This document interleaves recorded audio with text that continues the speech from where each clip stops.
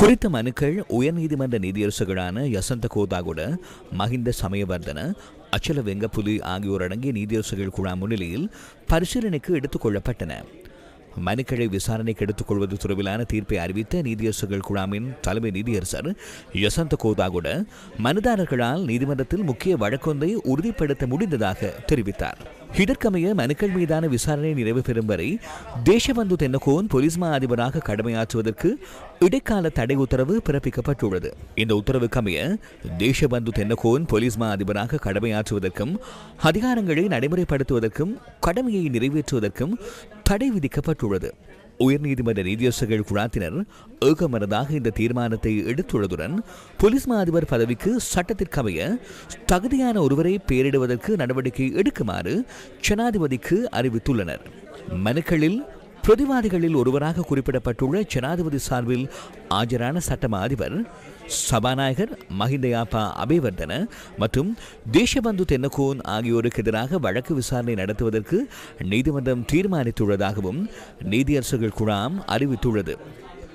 இந்த மனுக்கள் தொடர்பில் ஆட்சேபனைகள் இருக்குமாயின் அவற்றை 6 வாரங்களுக்குள் தாக்கல் செய்வதற்கு 2 தரப்பினரும் நடவடிக்கை எடுக்க வேண்டும் என உயர்நீதிமன்றம் உத்தரவிட்டுள்ளது.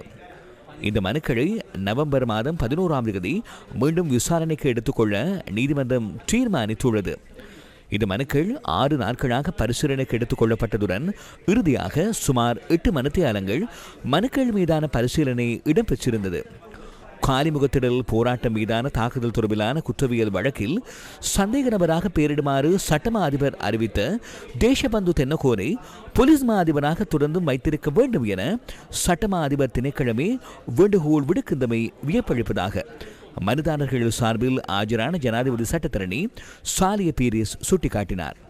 அவரது நியமனம் அரசியலமைப்புக்கு அமைய இடம்பெறவில்லை எனவும் இது தொடர்பிலான தீர்மானத்தை சபாநாயகர் அனுமானத்தின் அடிப்படையில் ஜனாதிபதிக்கு அறிவிக்கவில்லை எனவும் மனுதாரர்கள் தரப்பு சட்டத்தரணி தீஷவேரகுட தெரிவித்துள்ளார்.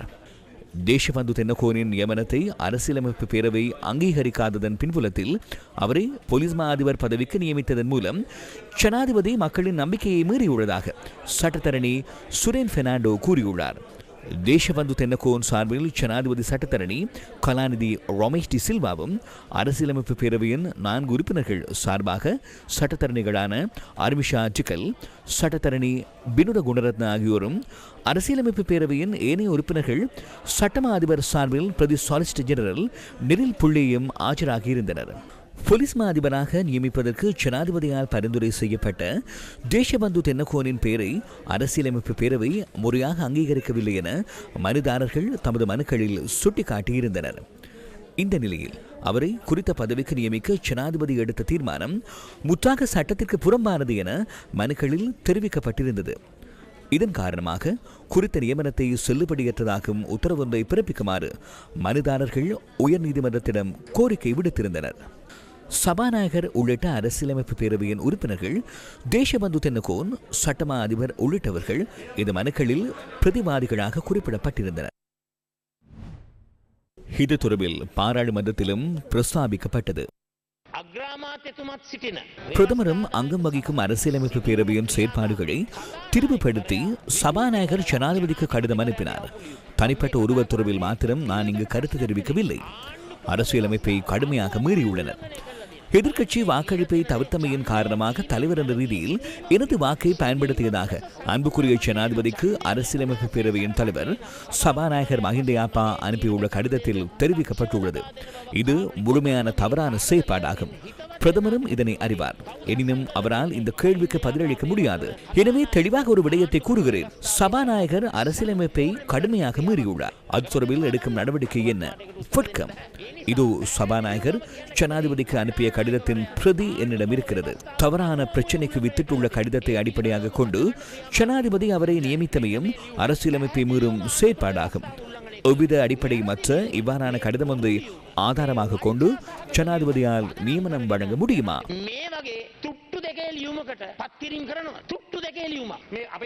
சபாநாயகரே, இது பாராளுமன்றத்துக்கு வெட்கத்தை ஏற்படுத்தும் செயலாகும். பாராளுமன்றம் செயற்படும் விதம் தொடர்பில் உயர்நீதிமன்றம் பல சந்தர்ப்பங்களில் சுட்டிக்காட்டியுள்ளது. எவ்வித பொறுப்புமற்ற அரசியல்வாதிகள் அரசியலின் நிமித்தம் பாராளுமன்றத்தின் நடவடிக்கைகள் முன்னெடுக்கப்பட்டுள்ளன. பாரியதொரு அபகீர்த்தி எமக்கு ஏற்பட்டுள்ளது.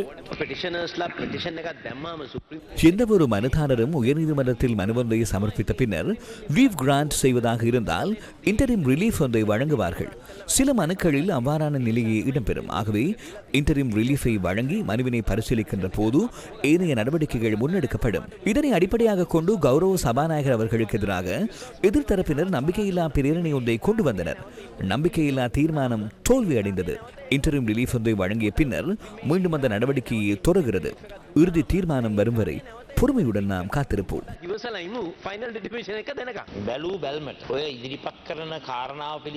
மேலெழுந்த வாரியாக இதனை நோக்கும் போது இந்த விடயம் தொடர்பாக பல தரவுகளை முன்வைக்கும் போது சாதகமான நிலை இருக்குமாயின் மட்டுமே இன்டரிம் ரிலீஃபினை வழங்குவார்கள். எவ்வளவு இன்டரிம் ரிலீஃப்களை வழங்கியுள்ளனர். லீவ் டு ப்ரொசீட் இல்லாமல் சட்டம் தொடர்பில் உங்களுக்கு கற்பிப்பதற்கு நான் இங்கு அவசியமில்லை. எனினும் இந்த சந்தர்ப்பத்தில் நான் கற்பிக்கிறேன். பிழையான வழியில் போலீஸ் மா அதிபரை நியமித்த ஜனாதிபதியையும் 134 எனும் பெரும்பான்மையுடனேயே நியமித்தீர்கள். தவறான கடிதத்தை வழங்கியவரையும் இந்த பெரும்பான்மையினை கொண்டே நீங்கள் காப்பாற்றுகின்றீர்கள்.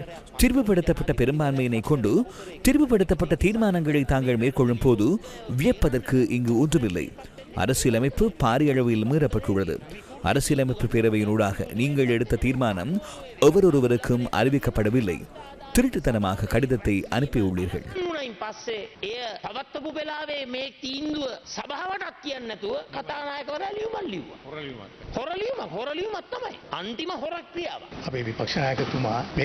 எதிர்க்கட்சி தலைவர் இதனை தெளிவுபடுத்துகின்றார். அவ்வாறாயின் சபையில் நாம் இன்று இருக்க முடியாது. ஜனாதிபதியை தவறான முறையில் இந்த சபையில் நாம் நியமித்தோமாயின் நாம் பாரிய தவறொன்றை இங்கு இழைத்துள்ளோம். எனக்கு இது தொடர்பில் தெரியாது. நானும் தெரிந்து கொள்வதற்காக இதனை வினவுகின்றேன். எவரையும் இதனூடாக துன்புறுத்த நான் விரும்பவில்லை.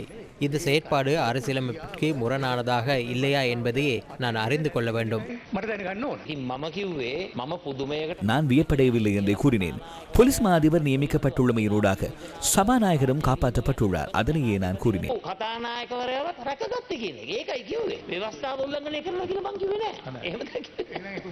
அவர் கூறுவதை நான் இந்த சந்தர்ப்பத்தில் ஏற்றுக்கொள்கின்றேன். இன்று நடைபெற்ற ஊடக சந்திப்பொன்றில் கலந்து கொண்ட பேராசிரியர் ஜிஎல் பீரிஸ் சபாநாயகரின் செயற்பாடுகள் தொடர்பில் கருத்து தெரிவித்தார். அரசியலமைப்பின் கீழ் சபாநாயகர் ஒரு சந்தர்ப்பத்தில் மாத்திரமே வாக்களிக்க முடியும். வாக்கெடுப்பின் போது சபைக்குள் இருதரப்பிற்கும் சம அளவிலான வாக்குகள் கிடைக்கும் சந்தர்ப்பத்தில் மாத்திரமே அவர் வாக்களிக்க முடியும். தற்போது இங்கு அவ்வாறான சமநிலை இருக்கவில்லை. ஜனாதிபதியின் பிரேரணைக்கு ஆதரவாக 4 வாக்குகளும் எதிராக 2 வாக்குகளும் கிடைத்திருந்தன. 2 உறுப்பினர்கள் வாக்களிப்பதை தவிர்த்தனர். அரசியலமைப்பின் பிரகாரம் சபாநாயகரால் வாக்களிக்கக்கூடிய நிலை இருக்கவில்லை. 2வது அரசியலமைப்பு பேரவைக்குள் அந்த கலந்துரையாடல் நடைபெற்ற போது சபாநாயகர் எவ்வித நடவடிக்கையினையும் மேற்கொள்ளவில்லை. அந்த சந்தர்ப்பத்தில் வாக்களிக்கவும் இல்லை. பின்னர் அவர் ஜனாதிபதிக்கு கடிதம் ஒன்றை அனுப்பி வாக்களிப்பதை தவிர்த்து கொண்ட 2 உறுப்பினர்களும் எதிராக வாக்களித்தார்கள் என்ற அனுமானத்தின் அடிப்படையில் சபாநாயகர் ஜனாதிபதியின் பிரேரணைக்கு ஆதரவாக வாக்களித்தார் என கருதுங்கள் என தெரிவித்திருந்தார். அந்த இடத்திலும் ஒரு தவறு உள்ளது. அனைத்தும் கூட்டத்திற்கு புறம்பாக ஜனாதிபதிக்கு எழுத்து மூலம் அறிவிக்கும் போதே இடம்பெற்றுள்ளது.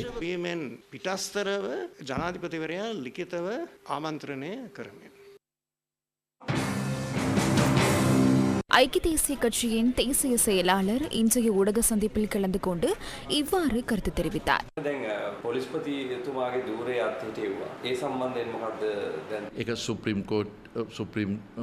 அது உயர்நீதிமன்றத்தின் தீர்மானத்திற்கு அமைய முன்னெடுக்கும் செயற்பாடு. உயர்நீதிமன்றத்தின் தீர்ப்பு என்ன என்று தெரியாமையினால் அவர்கள் வழங்கியுள்ள உத்தரவிற்கு அமைய அரசாங்கம் செயற்படும். எனினும் இன்னும் ஒரு விடயம் உள்ளது. பாராளுமன்ற அரசியலமைப்பு பேரவையை நியமித்துள்ளது. எனவே இது பாராளுமன்றத்தின் செயற்பாடு. ஜனாதிபதி மற்றும் அரசாங்கம் அது தொடர்பில் தீர்மானத்தை மேற்கொள்வார்கள்.